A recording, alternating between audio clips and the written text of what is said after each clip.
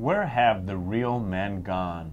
We're seeing more emotional, physical abuse of women. We're even seeing men take the violence to death of women and children. What's happening? Dr. Joyce Morley joins us now.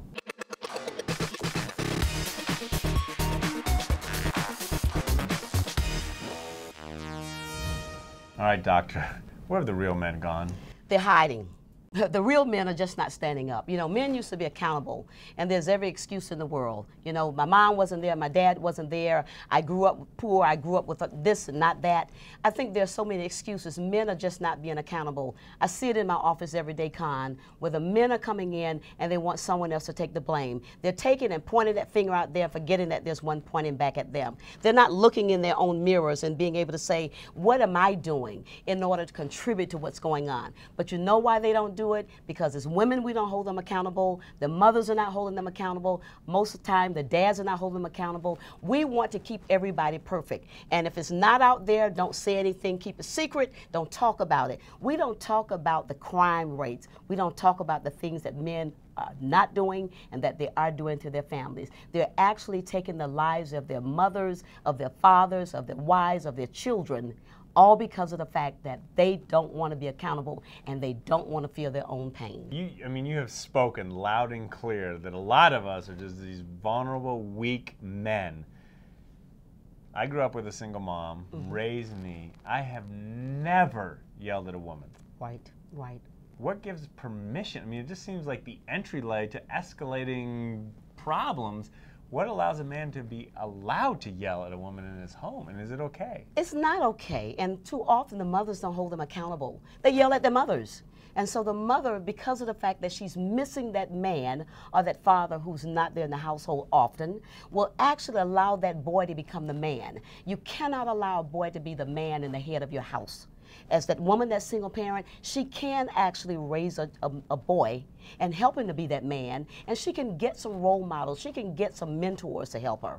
But at the same time, she's got to teach him how to treat women, starting with her, that I will not accept disrespect, I will not be talked to in any kind of way. He needs to have the same curfews, he needs to have the same expectations that girls have, he needs to be expected to clean the house, do the yard, all of those things. Chores are not just for girls, they're for him also. So if he were to be held accountable from a child, he will grow up to be the kind of man that she's looking for. So often, Conn, a lot of these guys are so angry at their mom that when they get with women, they really don't like females. And so they take it out on the women, they take it out on the children, they harm all of these people. Tell me, and look into that camera, any man out there that is yelling at a woman, their daughter or their wife, how they are absolutely wrong. Men, if you have to yell at your daughter, your wife, your mom, something is wrong with that picture. You've got to start looking at how you feel about women, your respect for women. You've got to change your attitude and your mindset about females per se. You've got to begin to say, you know what, a woman brought me here. So that's the first pride. Give pride in that mother, give pride to your wife, give pride to your daughter, your sister, and when you give pride, you will have expectations for other men. But as long as you disrespect, you're disrespecting yourself and you're disrespecting all of the females who have been at the base of causing children to be here. Now I want you to talk to the women out there. I told you I had a single mom, but for a short overlap, we had an alcoholic, abusive dad that was in the household. He's gone. But talk to the women out there to say it is unacceptable even one time. Yes. Women, I know it's difficult. Sometimes you're alone, you want to be with somebody, but you know Dr. Joyce's philosophy, sometimes we go looking for somebody, wind up with anybody who turns out to be nobody. You don't want to be in a situation where you have a man who you call yourself having this man who is abusing, misusing you and your children, who's disrespecting emotionally, psychologically, physically, verbally, or otherwise. If that man cannot stand up with respect and model how to treat a woman in your household, it's best to be by yourself.